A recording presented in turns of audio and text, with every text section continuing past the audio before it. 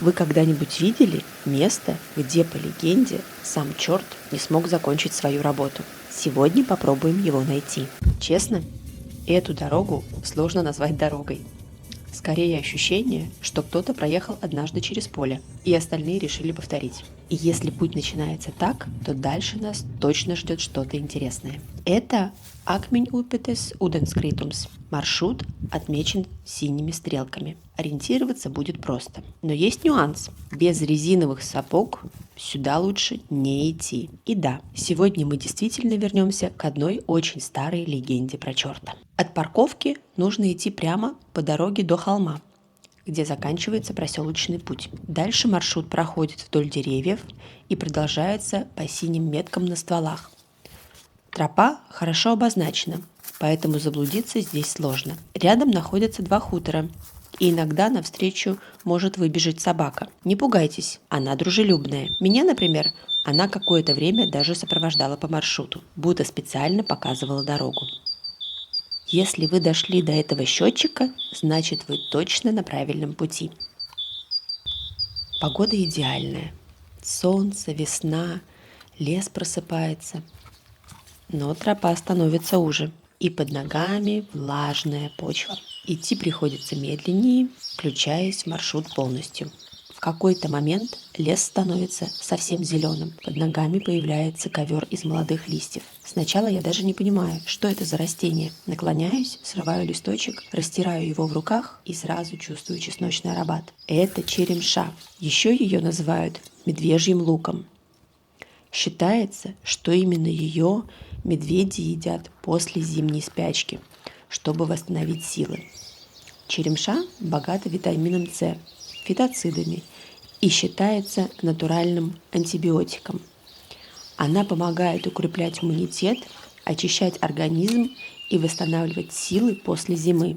Не случайно в старых традициях ее считали защитным растением от болезней и даже от нечистой силы. Чем дальше я продвигаюсь по тропе, тем больше лес начинает закрывать путь. Местами вода выходит прямо на маршрут, и приходится буквально искать обход между кустами и деревьями. И вдруг все вокруг меняется. После луж, скользкой тропы и влажной земли ты словно попадаешь в совершенно другой мир. По обеим сторонам тропы молодая черемша, и сквозь ветви деревьев льется мягкий весенний свет. Воздух заполнен этим тонким, чуть чесночным ароматом, в котором есть что-то очень живое, свежее и удивительно успокаивающее. Мне даже захотелось остановиться, просто сесть на поваленное дерево и побыть в этом мгновении чуть дольше.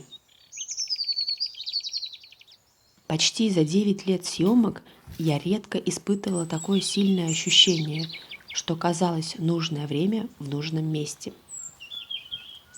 И, наверное, не зря черемшу считают растением очищения, потому что впереди нас ждет место, где, по легенде, черт успел напроказничать.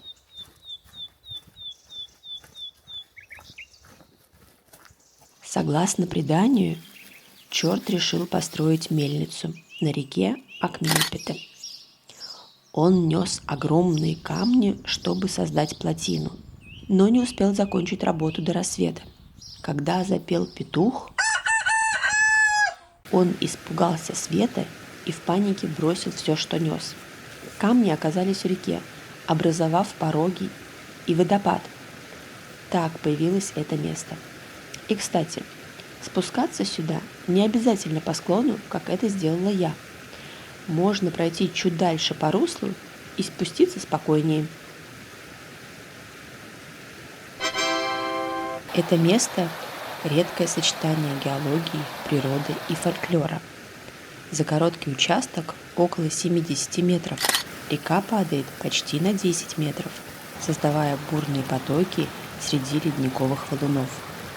Весной вода особенно сильная, и эффект мельницы ощущается буквально физически.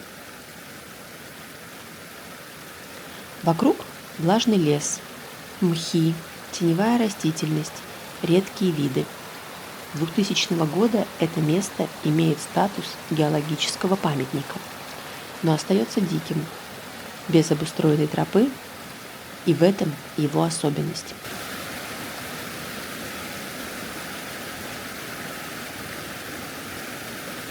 Все кадры из таких поездок я сохраняю на карте Baltic Photo Stories. Там вы найдете более подробное описание локаций и информацию на русском и английском языках. Ссылка, как всегда, в описании. А сейчас небольшая пауза.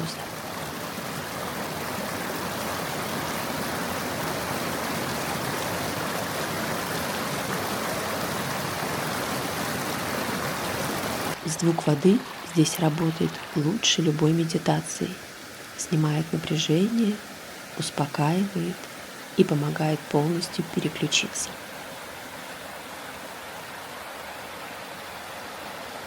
В какой-то момент я замечаю, что перестала снимать видео. Перехожу на фотографию, начинаю экспериментировать с движением камеры, светом, и в одном из кадров вдруг появляется силуэт, похожий на морду льва. Видите? Удивительно, как иногда случайное сочетание света, воды и камней создает образы, которые невозможно придумать заранее. Спасибо, что прошли этот путь вместе со мной. До скорой встречи в следующей истории.